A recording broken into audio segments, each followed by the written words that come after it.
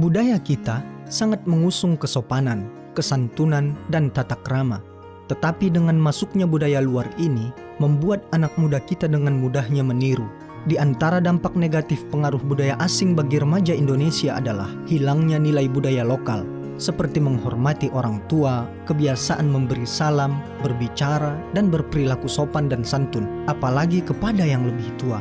Remaja muslim sekarang, dari penampilan sampai mindset, pelan-pelan telah berubah. Berpakaian terbuka dan mengumbar aurat serasa sudah menjadi kebiasaan dan lumrah.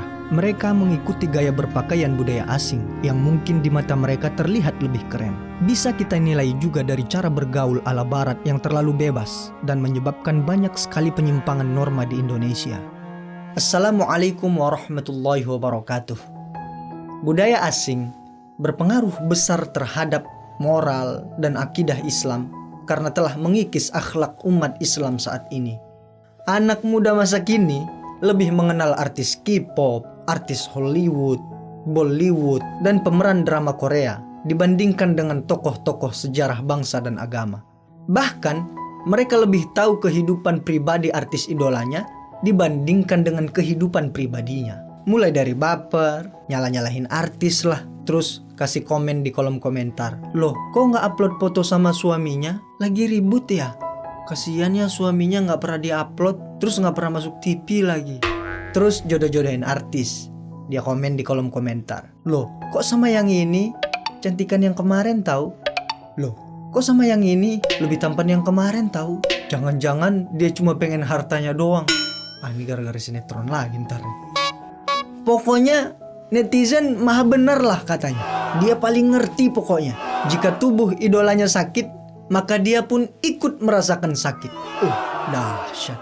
Netizen. Ada yang begini, ada yang begini. Pokoknya gini lah. Ada yang selfie. Ada yang... Pokoknya aku gak pernah gitu ya. Temen saya, kalau foto selalu siap gerak. Mau acara apa juga dia siap gerak. Ayo semuanya senyum. Senyum. Kurang lebar. Ada lagi gayanya kayak. Ada yang begini, ada yang begini. Kemanapun dia pergi, mau acara pesta, atau mau acara sunatan, atau acara apapun, dia selalu begini. Ini mau kampanye atau mau apa? Pokoknya macam-macam lah. Yang penting kita harus bisa memilah dan memilih mana yang pantas untuk kita dan mana yang tidak pantas untuk kita. Profesor Dr. Haji Hasan Bakti Nasution MA pernah menyampaikan bahwa budaya Indonesia bukanlah budaya pertama yang berpengaruh di negerinya sendiri. Tapi ada 5 negara yang sangat berpengaruh di negeri kita. Yang pertama yang berpengaruh di negeri kita, Amerika. Dan yang kedua, Eropa, melalui film dan fashion. Kemudian yang ketiga, Cina, ekonomi berbasis kebudayaan. Perekonomian kita rata-rata dikuasai oleh Cina.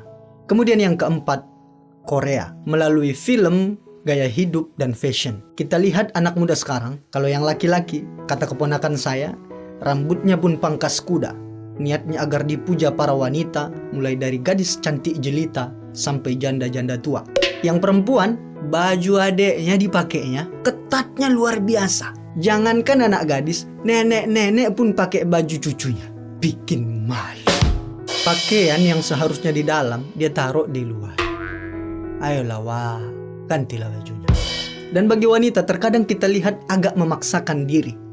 Sebenarnya dia tidak nyaman pakai baju yang ketat. Cuma karena tren, karena fashion, karena lagi musim, itulah yang dia pakai. Istilahnya beauty is pain. Nenek-nenek paham gak beauty is pain? Nek, paham gak? Kadang dia sendiri gak ngerti. Pakaian itu cocok gak dia pakai? Nyaman apa tidak? Yang kelima, budaya India. Tetap sama melalui film, gaya hidup, dan fashion. Nah, Indonesia berada di urutan keberapa? Indonesia berada di urutan ke-6 setelah 5 negara di atasnya yang paling berpengaruh di negerinya sendiri. Kemana perginya kesopanan? Kemana perginya tata krama? Padahal budaya kita sangat mengusung nilai-nilai tersebut. Contoh lainnya, di antara kita banyak yang lebih bangga menggunakan produk luar negeri dibandingkan dengan produk dalam negeri. Makanan-makanan yang disukai pun sudah beralih ke ala-ala Korea, Jepang, ada namanya sushi, tteokbokki, kimbap, bulgogi, macam-macam lah. Akhirnya apa yang terjadi? Warteg merana, warsun nganggur, wardang tutup. Itu ulah siapa? Itu ulah kita yang asal ikutan tren. Yang penting lagi rame, lagi musim, lagi ngetren. Lama-lama generasi berikutnya juga nggak kenal lagi yang namanya gado-gado, kue apem, kue cucur, sambal belacan, ubi tumbuk, sambal tuk-tuk. Aduh, jadi lapar. Seharusnya kita bangga dong sebagai orang Indonesia karena budaya dan makanan kita cukup dilirik di kancah internasional. Kita boleh menggunakan produk luar negeri. Yang penting jangan lupa cek kehalalannya. Jangan asal tren ya, apalagi sampai lupa dengan produk kita sendiri. Pengaruh budaya asing ini membuat gaya hidup ketimuran yang kita anut menjadi kebarat-baratan, sehingga nilai-nilai luhur bangsa melemah. Bahkan produk asli Indonesia dan karya anak bangsa mulai tersingkir karena adanya pengaruh lain.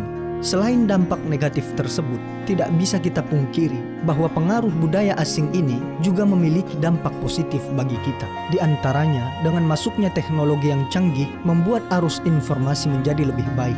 Ilmu pengetahuan bangsa berkembang lebih baik, pola pikir masyarakat menjadi lebih maju, kreativitas dan inovasi dalam berbagai bidang juga meningkat, sehingga tingkat kehidupan turut serta mengalami perbaikan. Pengaruh ini juga dirasakan oleh hampir semua orang, tua, muda, kaya, dan miskin, turut merasakan dampak dari budaya asing ini. Sebagai muslim yang baik, seharusnya kita bisa memilih contoh dan budaya mana yang seharusnya kita tinggalkan. Pengaruh budaya asing yang negatif dengan mudah masuk dan diserap oleh anak-anak. Tak heran jika sebagian orang tua merasa khawatir terhadap masa depan anak-anaknya. Ilmu pengetahuan dan teknologi semakin canggih juga membuat tantangan hidup semakin berat, serta berdampak pada perilaku dan akhlak generasi penerus umat di masa mendatang. Fenomena seperti ini sesungguhnya telah diprediksi Rasulullah. Karenanya Rasulullah Shallallahu Alaihi Wasallam di akhir hayatnya berpesan kepada umatnya, "Aku tinggalkan untuk kalian dua perkara, kalian tidak akan tersesat selama berpegang teguh dengannya, yaitu Kitabullah dan sunnah Rasulullah Sallallahu Alaihi Wasallam." Bagaimanapun dahsyatnya pengaruh Barat merusak generasi Islam, jika umat Islam benar-benar menjadikan Al-Quran sebagai pedoman hidupnya, niscaya umat akan maju, cerdas, dan berjaya, karena Al-Quran akan menuntunnya untuk selamat di dunia dan di akhirat. Sebaliknya, jika umat Islam jauh dari pedoman hidupnya, maka kemunduranlah yang akan dialami. Upaya untuk membuat umat ini kembali berjaya adalah dengan mencetak kembali generasi Qurani. Upaya ini harus kita galakkan dan terus kita lakukan kepada semua umat Islam, terutama kepada generasi mudanya sebagai penerus bangsa. Oleh karena itu, jika tidak dibentengi dengan sikap komitmen yang tinggi, budaya asing yang buruk akan mempengaruhi jiwa remaja dengan cepat dan bisa merusak moral dan mengikis akhlak generasi penerus umat di masa depan. Wassalamualaikum warahmatullahi wabarakatuh.